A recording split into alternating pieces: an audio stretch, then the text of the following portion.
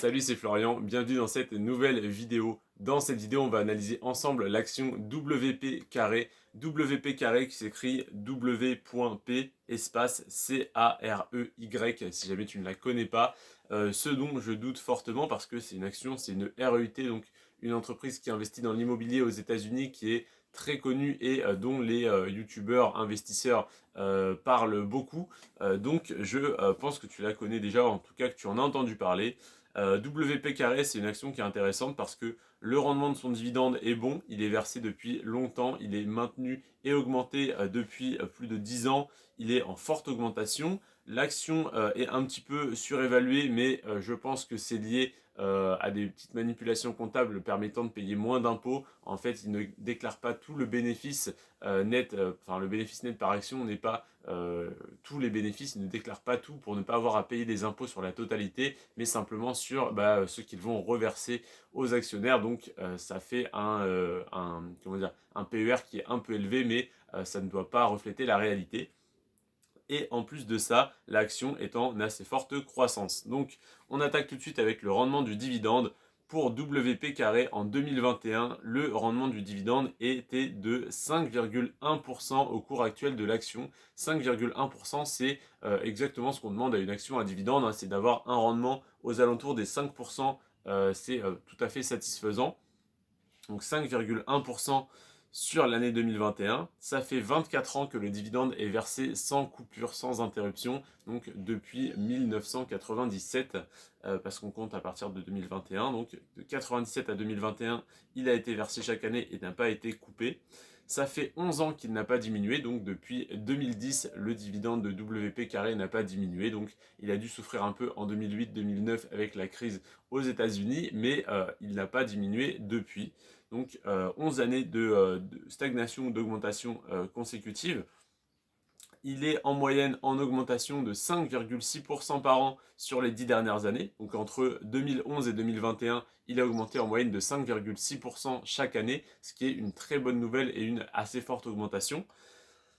Il a un PER de 34,6 alors que la moyenne est de 21 pour les actions de mon compte titre, mais 34,6 donc c'est beaucoup plus élevé que la moyenne, mais c'est comme je te le disais probablement une manipulation comptable permettant de payer moins d'impôts. À titre de comparaison, une autre REIT qui m'intéresse, c'est Realty Income, a un PER de plus de 70, il me semble 78 si je ne dis pas de bêtises, ouais, 79,6, je l'ai sous les yeux. Donc le PER de 34,6 de WP carré ne me fait pas peur parce que c'est totalement compréhensible de la part des REIT qu'elles ne déclarent pas tous leurs bénéfices pour ne pas payer d'impôts sur la totalité. Donc le PER est faussé, c'est ça qui est dommage. Donc 34,6 de PER, mais c'est pas grave, et une croissance de 79% sur les 10 dernières années, ce qui est très intéressant et parfaitement corrélé avec l'augmentation de 5,6% de rendement sur le dividende chaque année. Donc 79% de croissance sur le cours de l'action, c'est tout à fait logique et corrélé à ça. Donc ça permet de maintenir un rendement aux alentours des 5% quand tu achètes l'action. Par contre, ce qui est intéressant, c'est que si tu avais acheté cette action-là il y a 10 ans, aujourd'hui tu auras un rendement plutôt aux alentours des 8 et 8,5% avec l'augmentation du dividende et tu aurais une plus-value latente de 79% sur le cours de l'action. Donc tu aurais potentiellement soit tu conserves l'action et tu as un rendement de plus de 8%, soit tu revends ton action, tu as reçu ton dividende chaque année sur les 10 dernières années et tu peux aujourd'hui récupérer ta plus-value latente de 79%. Donc, sur les 10 dernières années, l'action a été extrêmement intéressante.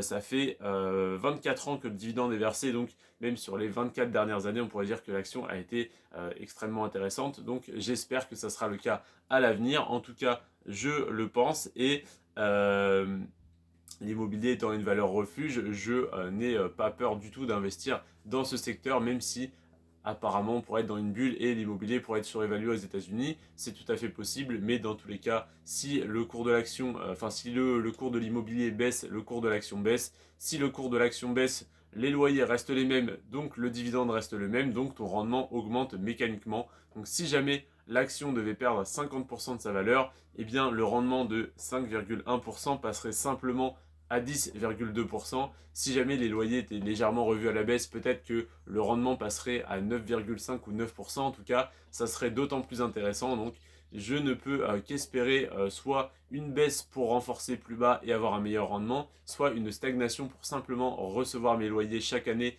et pouvoir pendant longtemps acheter des actions à ce prix-là, soit une hausse, une augmentation qui permettrait tout simplement d'être en plus-value latente. Donc dans tous les cas, je serai gagnant. C'est donc pour ça que je souhaite y investir en DCA, en Dollar Cost Averaging, c'est-à-dire investir la même somme tous les mois, peu importe les conditions de marché, et simplement recevoir mes dividendes tous les mois, tous les trimestres ou tous les ans selon la politique de versement.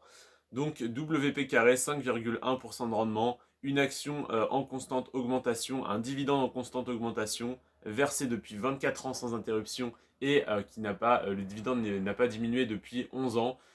Donc cette action m'intéresse, je souhaite qu'elle représente 2% de mon portefeuille parce que j'ai énormément d'actions sur lesquelles investir, j'en ai 38 qui m'intéressent donc il faut bien faire une répartition. Cette action représenterait donc 2% de mon portefeuille, donc parmi les 1000 euros que j'investirai chaque mois, j'y investirai 20 de ces 1000 euros.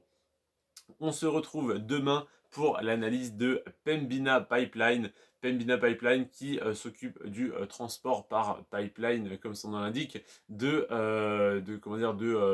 gaz, etc., de pétrole plutôt il me semble d'ailleurs. Donc c'est des oléoducs si je ne dis pas de bêtises. Je t'invite à aller te renseigner dessus d'ici la vidéo de demain si jamais cette action t'intéresse pour prendre un peu d'avance. En tout cas, demain à 15 h, je te présente Pembina Pipeline. Je te remercie d'avoir regardé cette vidéo sur WP Carré.